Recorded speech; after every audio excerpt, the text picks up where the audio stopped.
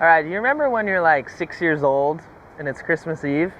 You have that feeling where you cannot sleep because you know that Santa came down the chimney and gave you exactly what you wanted, maybe even more.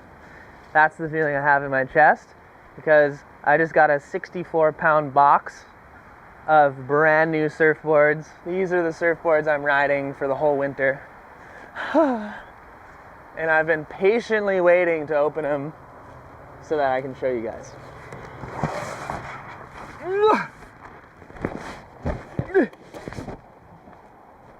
Let's go unbox these things. I've been working close with Matt Parker on creating boards for multiple conditions, can handle in big waves but also work really good in small waves.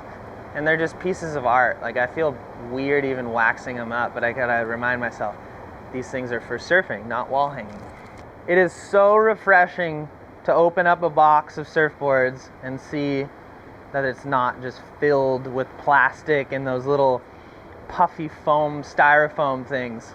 Now we have this new earth technology where it's like a cardboard sleeping bag for your magic stick. Ah!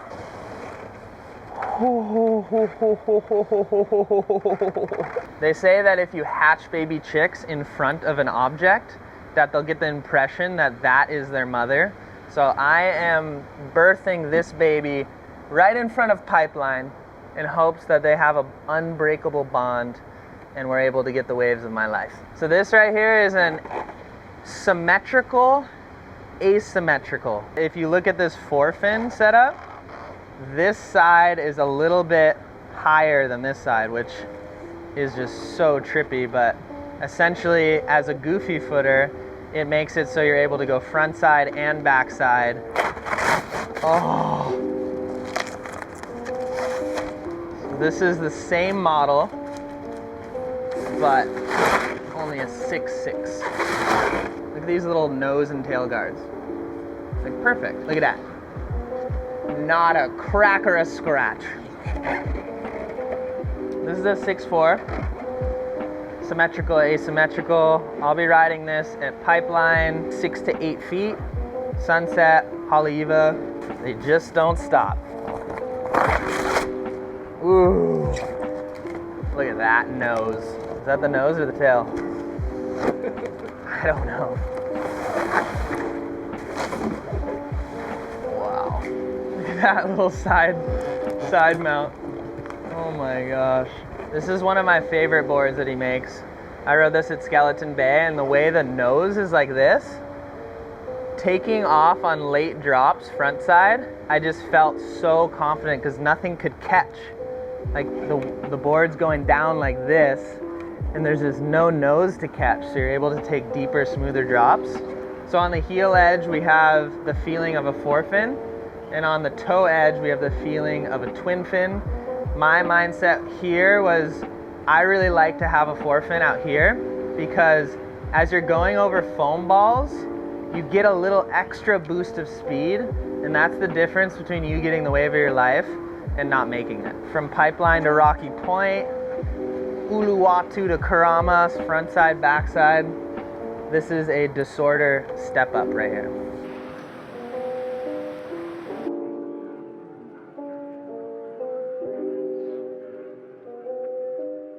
Look at how beautiful it is. This is a copy of a magic board I had that I ended up breaking. It's one of the sadder moments I've had. Wow, look at that. Just look at that tail.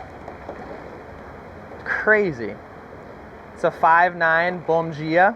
This is a design that Matt Parker and Victor Bernardo work on together.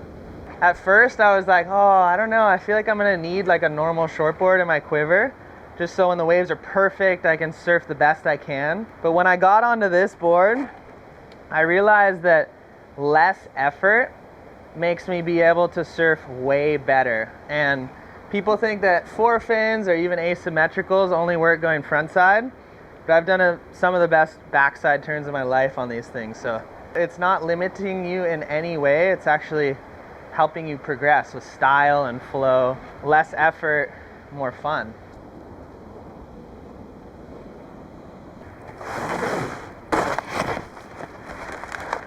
Oh, look at that. That's just like, what is that? What? Oh my gosh. It's got like a nice flat deck. It actually has a little bit of scoop right here to make it so your front foot will be able to kind of suction in. It's pretty wide all the way up to here, but then it comes down to such a fine little edge, which is gonna make it just super buoyant, but when I go to do a turn, I'm able to just cut in, and I don't know, that's like, I tend to use these super stiff glass fins that Album makes. They basically don't have any flex, and they work in every condition so far, whether it's pipeline or Rockies, so. Oh my God. This is so epic. Usually this is a pile of trash and plastic and bubble wrap and styrofoam, but this is made with 100% recyclable, sustainable, New Earth Project packaging. It just makes you feel better. Like, I already feel really, really good because I have my dream quiver I'm opening up, but there's no shame. So this is all gonna be recycled, reused. One more. The final present. Nose or tail? You tell me. I think nose. Oh, they're all 4 fins. Exactly what I wanted. Oh my God. What is this thing? Surfable potato carrot. What is this thing gonna do? I feel like it's gonna be able to handle some bigger waves. It's gonna paddle really good. There's barely any rocker on it. It's pretty thick, pretty wide. The rails are just so perfect. Oh my God. Matt is an absolute genius. An artist. Like, all these boards are so unique, you know? Last year I was on the Challenger series of surfing Huntington every single day, learning how to surf the slop, ended up tearing my labrum, and I had a lot of time to think, and what I came to was like, I'm not super excited about surfing. I'm not surfing the way I want to. How do I want to surf?